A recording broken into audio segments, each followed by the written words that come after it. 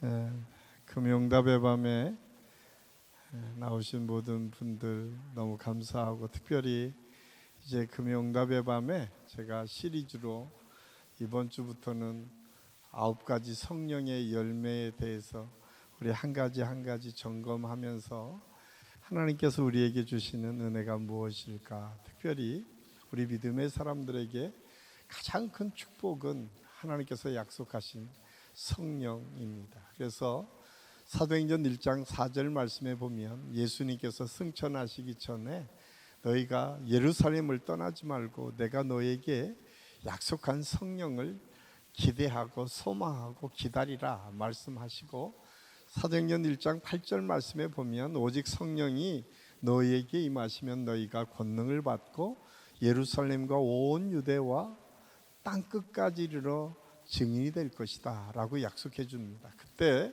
이 권능을 받는다, 능력의 사람으로 바뀌어진다. 이 능력, 이 성령의 능력이 무엇인가?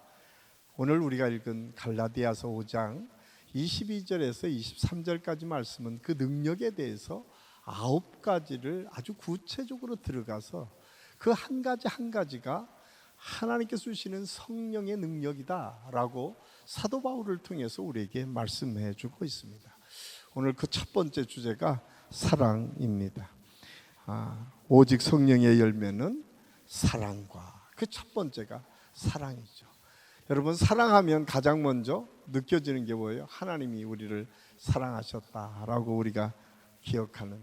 그래서 사랑은 우리가 너무나 많이 듣는 이야기이기도 하지만 성경의 처음부터 끝까지 주제가 사랑이다라고 하는 사실을 말씀해 주고 있습니다. 그래서 이 사랑에 대해서는 비단 성경에만 아니라 우리 삶 속에서 우리가 쉽게 경험하는 것들이기 때문에 너무나 다양하고 많은 해석들이 있음을 알 수가 있습니다. 그리고 사랑은 한번 감정적으로 결정되는 것이 아니라 끊임없이 배우고 추구하지 않으면 그 사랑이 아주 구체적으로 우리의 삶에서 나타나지 않는 경우도 종종 있는 것을 볼 수가 있습니다. 그래서 우리가 흔히 세상에서 듣고 보는 사랑이라는 말을 낭만적이고 달콤한 감정뿐이라고만 생각해서는 안 됩니다. 물론 사랑이 그 달콤하고 또 따뜻한 그런 마음의 감정이 이 사랑의 감정이면은 분명하지만, 그러나 성령의 열매로서의 사랑은 좀 더 다른 차원의 이야기임을 알 수가 있습니다. 그래서 사실은 이 성령의 열매로서의 사랑은 감정에 자리 잡는 것보다는 사실은 거듭난 믿음의 사람들의 삶에서 결단하고 의지적으로 작동하고 이루어지는 현상 중에 하나다라고 하는 사실을 알 수가 있습니다. 그 사실을 가장 잘 보여주신 분이 누구냐? 예수님이세요. 예수님께서 십자가에서 사랑이 무엇인가를 아주 구체적으로 우리에게 보여주셨습니다. 그래서 우리는 이 사랑 때문에 오늘 이 자리에 우리가 나올 수 있었고, 이 자리에서 하나님을 예배할 수 있었고, 하나님의 말씀을 통해서 하나님과 소통할 수도 있고 하나님의 능력을 체험할 수도 있는 것이 하나님의 이 사랑 때문임을 알 수가 있습니다. 그러기에 사랑은 단순한 감정적인 것이 아니라 의지적인 작용이고 작동이고 결단이다라고 하는 사실을 알 수가 있습니다. 우리가 잘 아는 정신분석학자 중에, 요즘은 뭐 옛날 사람이라서 여러분은 잘 모르실 수 있지만, 이 L.A. 프롬이라고 하는 사람이, 이 정신분석학자가 쓴 책 중에 유명한 책 중에 하나가 사랑의 기술이라고 하는 책이 있습니다. 이 사랑의 기술이라고 하는 책은 아주 두 가지를 아주 단편적으로 우리에게 사랑에 대해서 설명하고 있어요. 하나는 대부분 사람들은 사랑의 문제를 사랑할 줄 아는 능력에 의해서 사랑하는 것이 아니라 사랑을 내가 어떻게 받을 것인가만을 생각한다고 프롬은 이야기하고 있어요. 그래서 사실은 사랑은 사랑을 하는 능력이 있을 때 사랑할 수 있는데, 많은 사람들이 사랑받는 것만을 더 관심을 갖다 보니까 제대로 된 사랑을 할 수 없다라고 그는 이야기를 합니다. 그래서 사랑은 능력의 문제가 아니라 일반적으로 내가 누구를 어떤 대상을 사랑하느냐에 따라서 사랑할 수도 있고 사랑하지 않을 수도 있다라고 판단한다는 거예요. 그런데 프롬은 그렇게 얘기하지 않고 사랑의 기술이라고 하는 책에서 사랑도 능력이라는 거예요. 사랑도 능력으로 나타날 수 있다라고 이야기를 합니다. 그러면서 그가 아주 재밌는 얘기를 하고 있는데, 두 번째는 사랑은 그래서 끊임없이 훈련할 수 있어야 된다. 그래서 사랑의 기술이라고 하는 표현을 쓴 이유 중에 하나는 사랑을 훈련으로 사랑이 가능하다고 그는 이야기합니다. 그래서 그는 사랑은 자신이 어떻게 사랑하는 능력을 갖추는가에 따라서 엄청나게 사랑하는 모습이 달라질 수 있다. 그리고 그 결과는 철저하게 훈련을 통해서 이루어질 수 있다라고 그는 이야기하고 있습니다. 그래서 그는 사랑이 기술이다, 사랑이 감정이거나 사랑의 마음이나 이런 우리가 일상적으로 통용되는 그런 감정적인 요소에만 있는 것이 아니라 의지적이고 훈련되어지고, 그리고 그것을 통해서 그 사랑이 훨씬 더 풍성해질 수 있다라고 그는 이야기합니다. 사실 이 사랑을 우리가 성경에서 가장 중요하게 설명하고 있는 게 요한복음 13장 34절 말씀이거든요. 요한복음 13장 34절 말씀 우리 같이 한번 읽겠습니다. 새 계명을 너희에게 주노니 서로 사랑하라. 내가 너희를 사랑한 것 같이 너희도 서로 사랑하라. 예수님께서 우리에게 주신 가장 중요한 명령이고 핵심적인 주제입니다. 성경에 처음과 끝을 이야기한다면 이 말씀에 다 함축됐다고 모든 신학자가 얘기하는 것이 이 하나님 사랑과 이웃 사랑이다. 예수님께서 말씀하신 이 말씀입니다. 사실 우리가 하나님을 믿을 때 가장 먼저 받은 것이 율법이에요. 율법 중에 우리가 잘 아는 것처럼 율법은 613개의 계명으로 이루어졌습니다. 이 613개의 계명이 10계명으로 축약이 되죠. 그래서 10계명을 더 축소를 시키면 오늘 우리가 읽은 요한복음 13장 34절 이 말씀이에요. 하나님 사랑, 이웃 사랑. 그래서 이 사랑의 핵심은 하나님을 사랑하고 이웃을 사랑하는 것이다. 그래서 사도 바울은 고린도전서 13장에서 사랑을 쭉 설명하면서 그렇게 얘기하죠. 믿음, 소망, 사랑 중에 제일은 사랑이다. 그렇다면 이 제일의 사랑이 우리 성령의 능력으로 우리에게 나타나기 위해서 필요한 것들이 무엇일까? 그리고 그 사랑을 아마 수십 가지로 오늘 하루 저녁 내내 이야기해도 그 사랑을 다 설명할 수 없지만 오늘은 짧게 세 가지로 제가 사랑을 설명하겠습니다. 하나님의 사랑, 그 첫 번째는 생각하는 사랑, 돌아보는 사랑이다. 흔히 사랑을 가장 먼저 관심이다라고 얘기합니다. 맞습니다. 누군가를 사랑해 본 분들은 알 거예요. 누군가를 사랑하기 시작하면 가장 먼저 느껴지는 게 뭐예요? 그 사람이 어떤 사람인지 관심을 갖기 시작하는 거죠. 연애할 때는 그렇잖아요. 여기 청년들이 그렇게 많지 않은데 우리 저기 이게 양쪽 사랑하면 관심이 가는 거죠. 저도 처음 보니까 그냥 이렇게 볼 때는 똑같은 다 여자인데 내가 사랑하는 사람이 생기면 그 사람이 딱 눈에 들어오기 시작하는 거잖아요. 그게 관심이거든요. 관심을 갖기 시작하는 것에 사랑이다. 그런데 성경에서 보면 그래서 하나님께서 아브라함을 부르셔서 민족을 이루겠다고 말씀하시고 그 사랑이 끊임없이 처음부터 제가 아까 성경의 주제가 사랑이라고 했잖아요. 하나님의 사랑은 끊임없이 관심을 갖고 있었다는 거예요. 그들이 어디에 있든, 아브라함이 어디에 있든 아브라함의 관심을 갖고 있었고요, 이삭이 어디에 있든 하나님께서 이삭의 관심을 갖고 있었고, 야곱이 어디에 있든 야곱에게서 관심을 갖고 있었어요.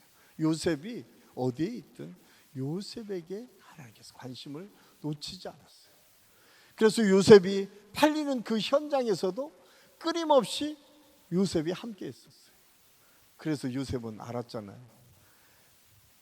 보디발의 아내가 유혹할 그때도 뭐라고 해요? 내가 이 큰 죄악을 하나님 앞에 범죄하겠습니까? 라고 얘기하잖아요. 이것이 하나님의 사랑을 느끼는 사람들, 하나님의 관심이 내게 있다고 하는 사실을 깨닫는 사람들의 고백이다라고 하는 사실을 말씀해 주고 있습니다.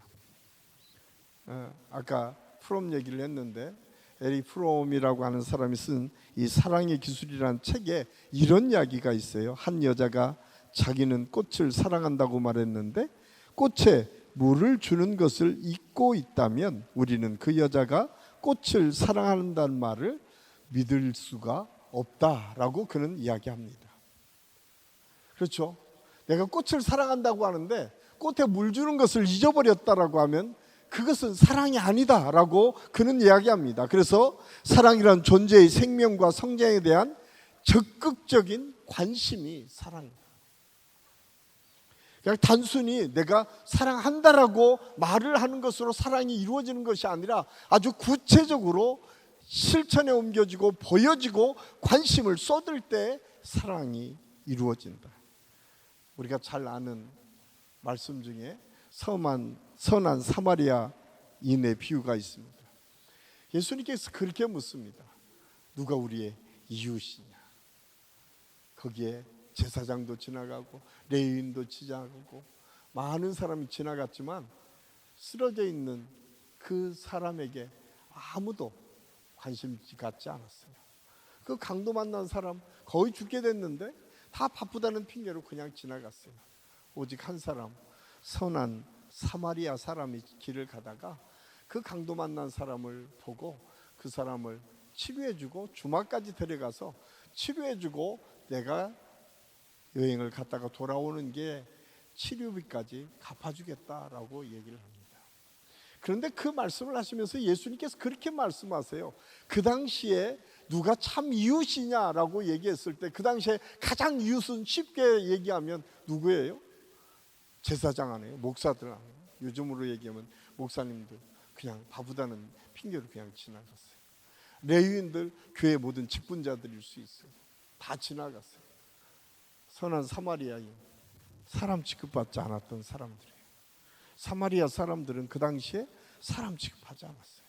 그런데 그 사람이 그 강도에게 가서 치료해주고 그 모든 것을 다 자기가 책임지겠다라고 얘기를 합니다. 그때 예수님께서 그렇게 누가 이 강도 만난 사람의 이웃이냐, 관심을 가진 사람, 그리고 그것을 실천으로 옮기는 사람이 참 이웃이다. 저는 오늘 이 사랑이라고 하는 것을 우리가 느끼고 체험하기 위해서 먼저 우리가 관심을 가져야 될 것이 무엇인가? 이 사랑이신 하나님을 관심해야 돼요. 사랑하신 하나님의 말씀이 우리 안에 있을 때에 그 사랑이 자연스럽게 반응으로 나타날 수 있어요. 그래서 사도 베드로는 베드로전서 2장 1절 2절 말씀을 통해서 이렇게 우리에게 말씀해주고 있습니다. 우리 같이 한번 읽겠습니다. 그러므로 모두 악독과 모든 기만과 외식과 시기와 모든 비방하는 말을 버리고 갓난 아기들 같이 순전하고 신령한 젖을 사모하라. 이는 그로 말미암아 너희로 구원에 이르도록 자라게 하려 함이라. 베드로가 우리에게 사랑하기 위해서 필요한 것이 무엇인가를 설명하면서 악독과 기만과 외식과 시기와 모든 비방하는 말을 우리가 제거하고 그것을 떠나고, 오늘 성경은 그렇게 말씀하고 있어요. 신령한 하나님의 말씀을 사모해라. 그리고 그 말씀이 우리 안에 채워지기 시작하면 사랑이 채워지고 우리의 믿음이 성장할 수 있다. 저는 오늘 이 저녁이 오늘 말씀을 사모하심으로 이 저녁에 오신 여러분에게 오늘 듣는 말씀뿐만 아니라 여러분 삶에서 말씀이 여러분을 주장하도록 말씀이 채워지는 역사가 늘 있을 수 있기를 예수님의 이름으로 간절히 축원합니다. 두 번째로 사랑을 잘 하려고 하면 하나님의 사랑 가운데 눈높이가 맞춰주는 사랑을 우리가 체험할 수 있어야 돼요. 하나님께서 타락한 인간이 가장 먼저 어떻게 되기를 원했을까요? 너희도 내가 거룩하니 너희도 거룩하라 라고 말씀을 하셨지만 실제로 하나님께서는 하나님처럼 우리가 되기를 원하시지 않았어요. 하나님께서는 그래서 보면서 예수님을 이 땅에 보내주셔서 하나님이신 예수님께서 인간의 몸을 입도록 하셨고 우리와 눈높이를 맞추어 주셨습니다. 이것이 성육신 사건이죠. 하나님께서는 충분히 하나님의 능력을 통해서 모든 사람에게 하나님이 어떤 분이신지를 알려줄 수 있었지만 하나님께서는 그냥 하나님이 직접 말씀을 해주시지 않고 하나님의 사람 선지자들을 택해 주셔서 그 사람 한 사람 한 사람을 통해서 그 입술을 통해서 하나님의 말씀이 선포되도록 하고 그 말씀을 듣도록 하셨다고 하는 사실입니다. 하나님께서는 우리가 알지 못하는 언어를 가지고 우리에게 설명하신 것이 아니라 우리가 각자 아는 언어를 통해서 하나님께서는 하나님이 어떤 분이시는지에 대해서 아주 구체적으로 설명하십니다. 그런데 더 재밌는 거는요, 하나님께서 그래도 우리가 못 알아들으니까 하나님께서 성령님을 우리에게 보내주셔서 성령님께서 우리와 함께 감동해 주심으로 그 하나님의 말씀과 하나님의 사랑이 무엇인지를 알게 하셨다는 거예요. 이만큼 하나님께서는 우리 곁으로 다가오셨고 낮게 찾아오셨음을 성경을 통해서 우리에게 말씀해 주고 있습니다. 그런 사랑을 우리가 받으면서 우리는 얼마나 다른 사람에 대해서 눈높이를 맞춰주며 살고 있습니까? 우리는 사랑한다고 이야기하면서 내가 가장 사랑하는 사람의 눈높이에 맞춰서 우리가 그 사람들을 이해하고 생각하기보다는 조금만 나보다 다른 생각을 갖거나 나보다 못하다고 생각하는 사람을 우리가 혹시 무시하며 살고 있지는 않습니까? 누군가가 우리보다 좀 더 배우지 못하고 또한 우리보다 신앙의 경력이 좀 적으면 그걸 가지고 우리가 항상 그 사람을 무시하며 생각하지는 않습니다. 그에게 나를 맞춰서 그를 나의 수준에 끌어올리는 데는 우리가 너무나 익숙하지 못한 것을 볼 수가 있습니다.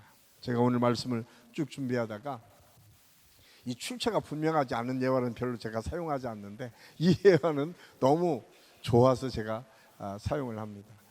그 예화의 내용을 보니까 톨스토이 이야기다라고 기록되어 있는데 톨스토이 이야기인지는 분명하지 않아요.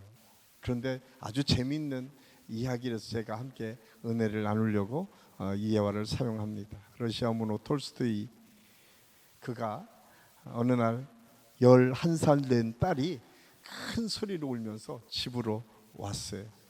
한 소년에게 막대기로 심하게 얻어맞았다고 화를 내면서 딸이 들어옵니다. 그러면서 톨스토이에게 이렇게 얘기합니다. 저 심술꾼 나쁜 아이 때문에 내가 너무 힘들어요. 제가 자꾸 나를 막대기로 때렸어요. 저 아이를 제발 혼내주세요. 그때 아버지 톨스토이는 빙그레 자기 딸을 웃으면서 안아주었다는 거예요. 꼭 껴안으면서 그 딸에게 이렇게 속삭였다는 거예요. 아빠가 그 아이를 때려주면 소년은 너의 원수가 될 텐데 그 아이를 미워하는 것보다 사랑하는 것이 훨씬 낫단다. 너의 사랑이 전해지면 저 아이가 다시 너를 괴롭히지 않을 거야. 그러면서 햄 샌드위치를 만들어서 딸에게 들려주어서 그 아이에게 갖다 주라고 이야기했다는 거예요. 그 결론은 너무 좋잖아요. 당연히 그 아이와 좋은 친구 관계가 됐다는 거예요. 아마 그때 샌드위치 햄버거가 있었는지는 모르겠지만 이 이야기를 보면 뭔가 누군가가 꾸며낸 이야기 같아요. 그런데 저는 이야기를 들으면서 요즘 우리 주변에 일어나는 여러 가지 학교 안에서의 문제들을 함께 생각을 해봤습니다. 우리가 만약에 내 딸이 그렇게 누구한테 받고 왔다면 어떡할까? 아마 저도 그냥 가서 따졌을 것 같아요. 왜 우리 애를 이렇게 맡게 했느냐 따질 수 있었을 것 같아요. 그런데 그 정도가 아니라 요즘은 바로 고소고발한대요. 그런데 여러분, 그 딸에게 더 중요한 것이 무엇인지를 과연 가르칠 수 있을까요? 우리는 끊임없이 어떤 문제를 볼 때 옳고 그름을 따져서 옳은 것만을 이야기하는 것처럼 이야기합니다. 그런데 여러분, 옳고 그름도 상당히 상대적이라는 걸 아십니까? 우리가 옳다라고 생각하는 것이 상대편에게는 그러다고 이해될 수도 있다고 하는 사실을 우리는 알아야 됩니다. 오늘 톨스토이는 그것을 알았어요. 내가 충분히 혼내줄 수 있는 이유와 그런 조건이 있었지만 그는 그것이 이 아이에게 결코 좋은 사랑의 모습으로 가지 않을 것이라고 하는 사실을 알았다는 거예요. 그래서 사랑이 무엇인지, 그리고 그 관계를 더 건강하게 세워갈 것이 무엇인지를 가르쳐주고 있어요. 저는 이 말씀을 들으면서 저와 여러분의 모습은 어떻습니까? 우리가 우리 교회 안에서 우리 가족 간의 관계 속에서 뭔가가 결정될 때 우리는 어떤 기준을 가지고 사랑을 실천해 옮깁니까? 그 자리에서 옳고 그름을 따지고 있지는 않습니까?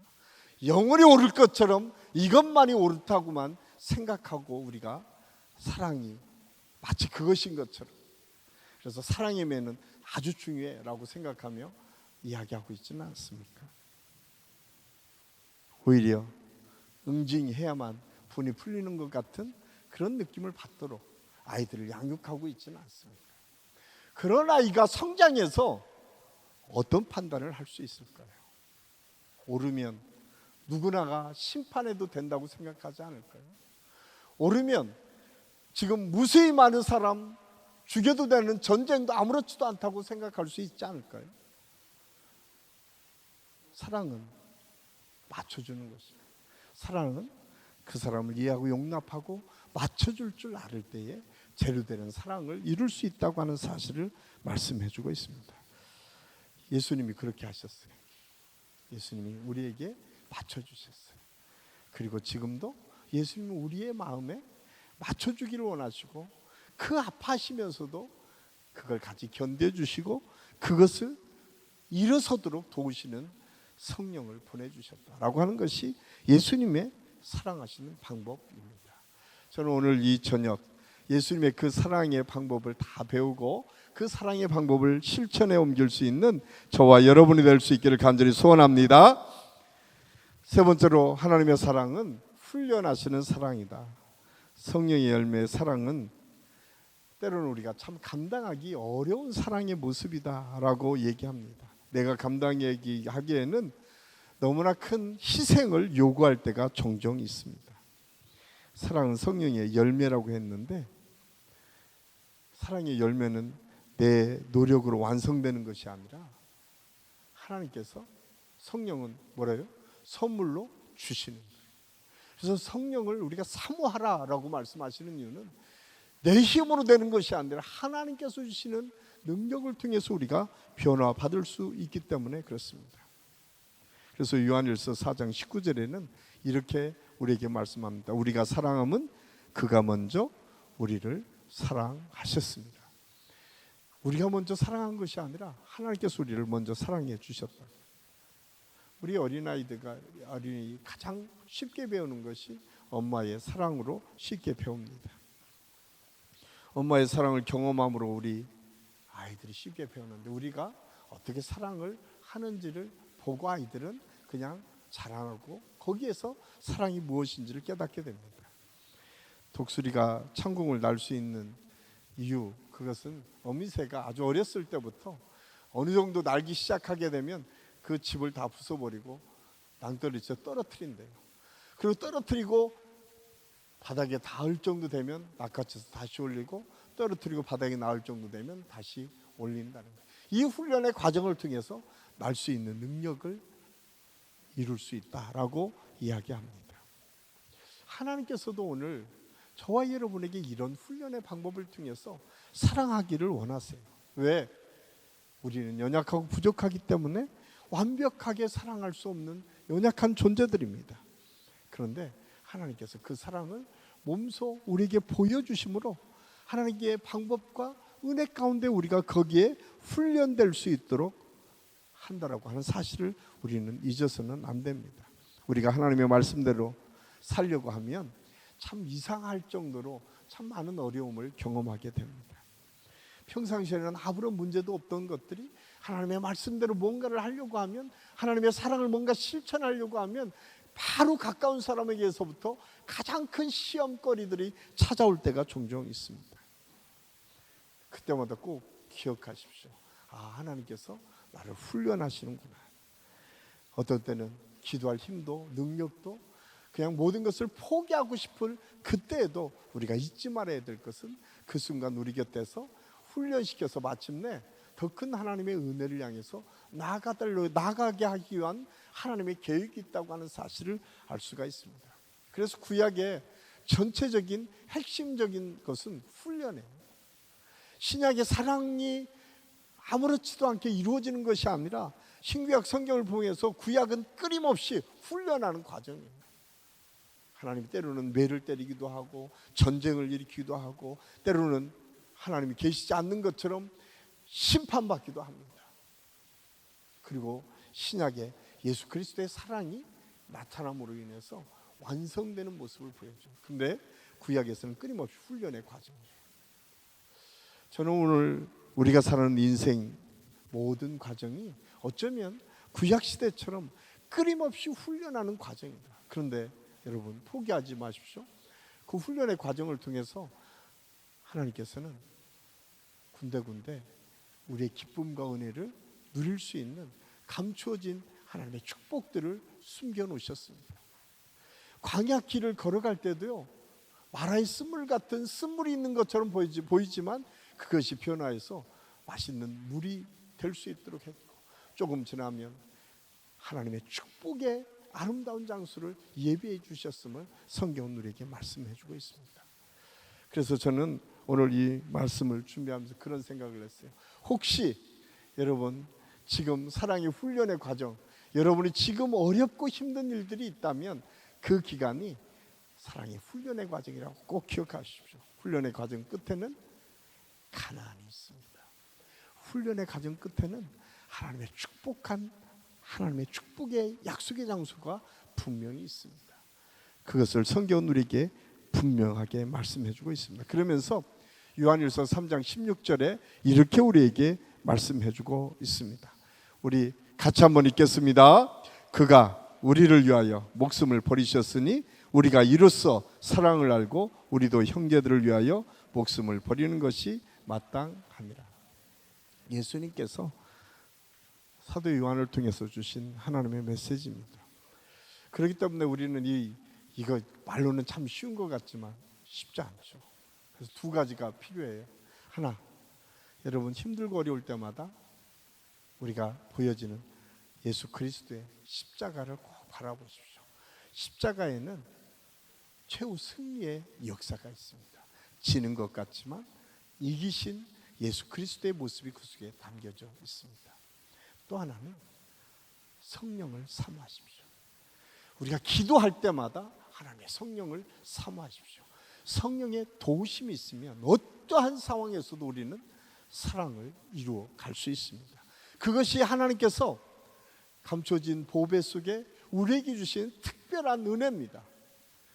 여러분 십자가는 이미 이루어진 하나님의 사랑의 승리의 모습이고, 성령은 지금도 여전히 우리 속에서 끊임없이 우리를 돕고 섬기는 하나님의 능력이다라고 하는 사실을 우리가 기억한다면 성령의 열매 첫 번째 사랑이 우리 안에서 이루어질 수 있음을 꼭 기억하시고, 저는 우리 모든 성도들이 이 사랑으로 승리하며 나아가는 축복, 오늘 세 가지 말씀을, 하나는 관심, 하나는 눈높이를 맞추는 것, 또 하나는 우리가 훈련하는 것인데, 이 훈련의 두 가지, 십자가, 또 하나는 성령을 사모하는 것.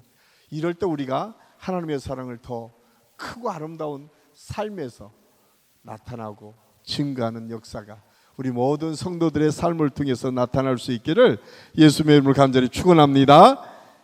기도하겠습니다. 아버지 하나님, 은혜를 감사합니다. 오늘 말씀을 통해서 첫 번째 성령의 열매, 사랑이 무엇인지, 그리고 사랑을 어떻게 우리 삶에서 이루어가야 될지를 함께 생각했습니다. 오늘 말씀해 주신 것처럼 우리가 힘들고 어려울 때에 우리가 십자가를 바라보게 하시고 도우시는 성령님이신 보혜사 성령을 의지하고 나아갈 수 있는 우리 모두가 되게 도와주시옵소서.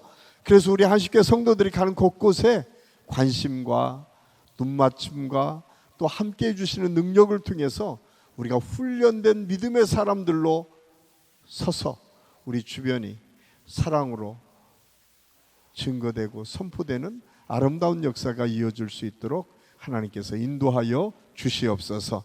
오늘도 우리 함께 하신 주님을 찬양하며 예수님의 이름으로 감사드리며 기도하옵나이다. 아멘.